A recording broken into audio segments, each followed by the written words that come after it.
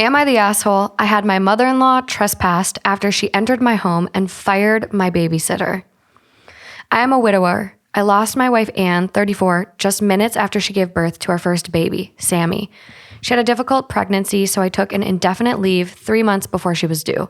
Sammy's 4 months old now, and before I went back to work, I told my mother-in-law, Sandra, 56, about my plans and if she can recommend a nanny to take care of my daughter when I work. She offered to do it, nanny, that is, for free. I told her she's free to come by anytime during the day if she feels uncomfortable with a nanny looking after Sammy, but she insisted on doing it herself. So I said yes and gave her a copy of the house keys. She comes 30 minutes before I leave to go to work, and when I come home, she stays for dinner and leaves after putting Sammy to sleep. Everything was fine for the first couple of weeks until I noticed that Sammy's not feeding as much. Her formula's barely touched. I asked Sandra about it and why Sammy's not feeding well. She said she's trying to breastfeed my daughter. Wait, what? Yeah, I forgot about this one. Mother-in-law? Yeah. At first, I thought she was joking. Then I realized she wasn't. She said Sammy needs to latch for a few minutes every day to activate her milk production. I almost lost it. I told her she cannot do that, and she needs to stop. She said she will, but I caught her again when I walked in my daughter's room and she was forcing Sammy to latch. I confronted her and told her she's no longer my baby's nanny. I didn't ask for the key back as she's still welcome to come visit anytime. I asked for a 1-week leave from work to care for my daughter and find a nanny. I found one, but 2 days after, she never returned. I called her and she said my mother fired her the day before. I asked her to describe the woman, and I was livid when I realized it was Sandra. She came into my house using her key and fired my nanny.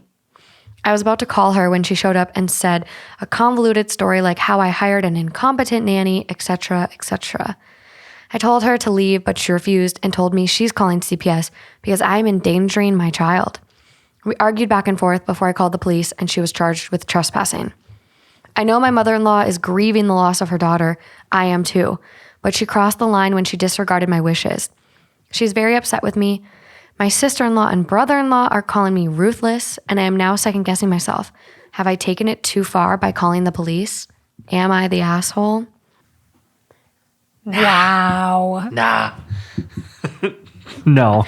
So I will say, I actually have had another story in the past, and I did not even know breastfeeding was a component of this. I remember that one. And I'm like really taken aback that this is happening to me again, because this story, it was the same thing. The grandma was trying to breastfeed the baby, or not trying to breastfeed it per se, but trying to get the baby to latch on her breast to comfort the baby and try to get it to calm down. So a little bit different. Like this is a little even more unhinged. Well, because the baby's not even, drinking as much formula. She's not getting the nutrition that she needs. No, I'm sure she is like dehydrated, malnourished. That's so bad. So bad. Wow. It's kind of like the audacity. Yeah, boundaries for sure. But she is like stomping all over those boundaries that he's trying to set. I wouldn't feel comfortable. Like, I get the whole fact that your daughter died and you're like trying to do the best things you can for your, like, poor grandma trying to do the right thing maybe, but you have to recognize when you're out of line. And I would flip shit if I found out my mother-in-law was trying to breastfeed my kid. Like, there's just a line, and that's a line I can't get behind. That's a line. At that point, like, she's already demonstrated that she's not following your wishes because you told her absolutely no. And then she came over and didn't say that she tried to do it again. Yeah. And so she's like completely disregarding your wishes for your child. Like, she had her time as a parent. And yes, it is so sad because they're both grieving the loss of that baby's mother. And, maybe she is just not in the right headspace. I mean, clearly, but until she is in the right headspace, if it were me, I would be taking that key back and I would say kind of like supervised visits only. Like, you are welcome to come over, but like, how did he this not is going take the to key? be when we are, but she's probably he needs to change the locks because Absolutely. She's made a copy. If she's this cuckoo, she's made a copy. Like, I don't know. He did call the cops, which is an extreme step, I feel like. Maybe he couldn't get her to leave. It doesn't sound like she was leaving. Right. I don't know. I'm all about like de-escalating a situation. Like just how I would work is I would fucking wait until she left, and then I would go like, all right, now we're changing the locks. Now I'm doing this. Now I'm not going to have my kid here. I'm going to bring that kid to a daycare facility, or I will bring it to a different nanny's house. And when my mother-in-law shows up next time or tries to get in the house, too fucking bad. No one's here. You blew your shot, lady. A daycare center, because then you can really like have like, hey, if this person shows up, she's not allowed. I know. I feel like age-wise, I know, age-wise, maybe, I don't know. Well, the nanny's house 56? too. 56? No. The baby's age for daycare. I'm like, oh, she's still a little 4 months. Baby, little baby nugget. Immune system's just kind of getting rolling. But they usually have like babies Yeah. like quarantine in their own room, especially like where we go. Age separated. Yeah. So yeah, I don't know. I literally just Googled it as we were kind of talking here, and I was like, can a 56-year-old woman even produce breast milk? That's also my question. I know nothing about this. So according to Women's Health Today, a woman who is postmenopausal can still produce milk as long as you have a functioning pituitary gland. It's all about the prolactin. And so if you stimulate the nipples enough, that'll get the prolactin going. Yep.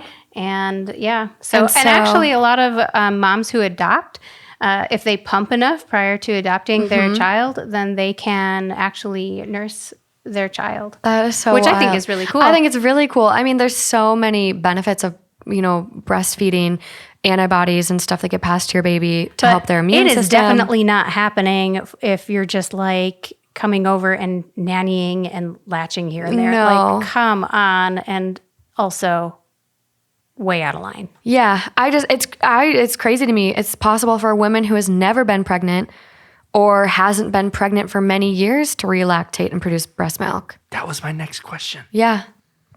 Yeah. You don't even have to have ever had you don't have to have ever been pregnant to produce breast milk.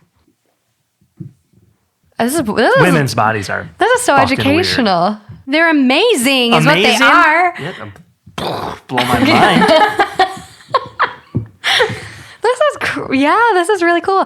I do think like if you aren't, I know some people like if you truly do want to do just formula, like it's your own choice. But I know like a lot of moms who produce a lot of excess milk will donate to like milk banks.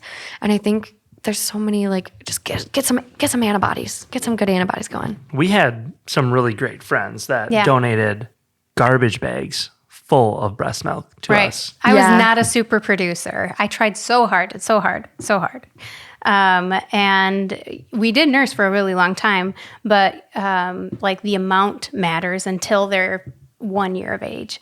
And then like as they're one, they're eating more foods and whatnot. So like after one, the amount matters a little bit less. Yeah. So towards the end, because I'm also a working mom, I wasn't pumping enough while I was at work. And so, we had some really awesome friends who donated their breast milk. And, I would trust them clearly with my life and my baby's life. And so that was just like the best gift that they were able to give both of my kids, Eloise and Emmett, because they had kids like at the perfect time lined like up just really a well. little bit before Eloise and just a little bit before Emmett. So it was great.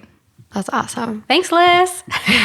If you can donate milk and you want to help out some other moms, look into milk banks in your area. I know Facebook is like a big, like there's so many Facebook groups for that. It's great. You do have to be careful, like going through, like if you don't know the person. You just. Well, so my friend Allie, she kind of had the same issue. And so she did get it through some people she knew, but there was one of the groups she was thinking about going through, they actually tested the milk.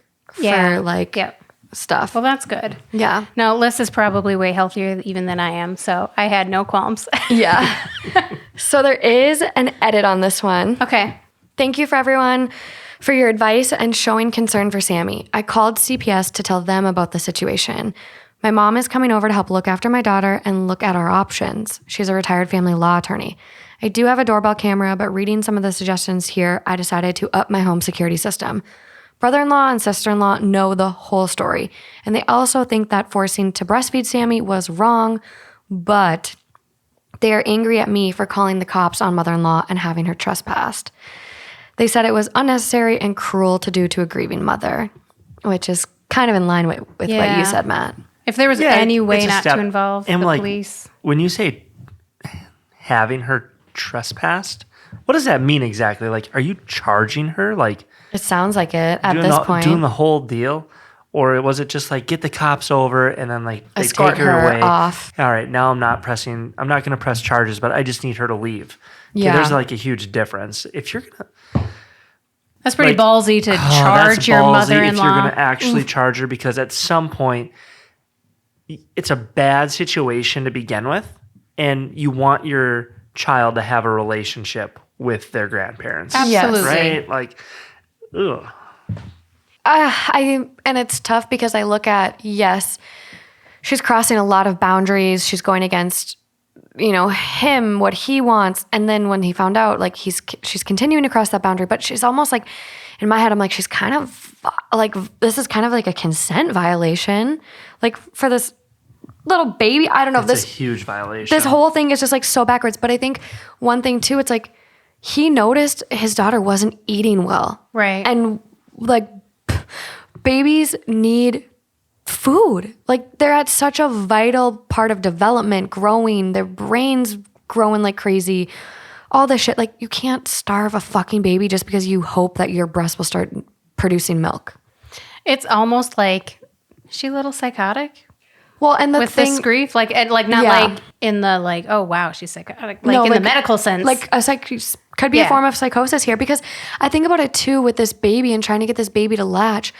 This baby's never been breastfed, and I know like a lot of today's nipples are shaped very similar to breast nipples and like all that, but this baby's also never breastfed, so I'm sure this is just a shit show trying to get this little one to latch. It's a little delusional. How soon did it start? Nobody knows, I'm sure. Like, how long has she been watching the kid by herself? I don't know. It seems maybe it happened right away. Sammy's 4 months old now, and before I went back to work. So not really a super clear timeline, but she's 4 months old now. And no mention of like, they took an indefinite leave 3 months before their wife was due, but then just said before I went back to work. So not really sure if she had this kind of access to the baby before. Mm-hmm. Such a sad story, though. Oh my gosh. Yeah. I feel really bad for him. I know. Like, to be under all this stress. You're grieving the loss of your wife, and then your mother-in-law just kind of fucks it all up. And you have a baby to raise. Yeah. Holy camola. I'm getting educated tonight. So like, I just have one last question. Okay. Does this happen a lot? Do women still die giving birth often?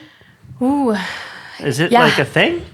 The U.S. has some of for a developed country, the U.S. is the worst with mortality rates. Highest maternal mortality rates. Yep. And I plug this constantly on like every show I can because I'm trying to bring awareness to it in every way I can. If you're a woman of color, you're over 240% more likely to die during childbirth than a white woman. Yep. It is so bad. It's so wrong. It's terrible. Wow. So it's scary. It's scary. I mean, it's just insane to me. I just feel like we're living in an age where like the medical care is top notch, and I don't know. That shouldn't be happening. I feel bad for the guy. Should be. There still is sexism in medicine, though, unfortunately. A lot of medical bias. It's tough. I even think like your brother literally just gave birth. Well, not he. His wife did. Yeah. But like they just had their little one yesterday, yeah, and she had a lot of hemorrhaging. And it's like, I've seen so many women on TikTok where they were like, shit can go wrong. I was hemorrhaging, and like literally the doctor told my partner to say goodbye to me. And there's another woman who her TikTok keeps going viral where she flatlined and was dead for 20 minutes. I saw that. Oh. And like, and I had to have, and wasn't that the one where they had to do like that emergency C-section? Like it was like basically a postmortem C-section to save the baby. Yeah. And they ended up bringing her back. Amazing. This is depressing. We got to move on. Okay.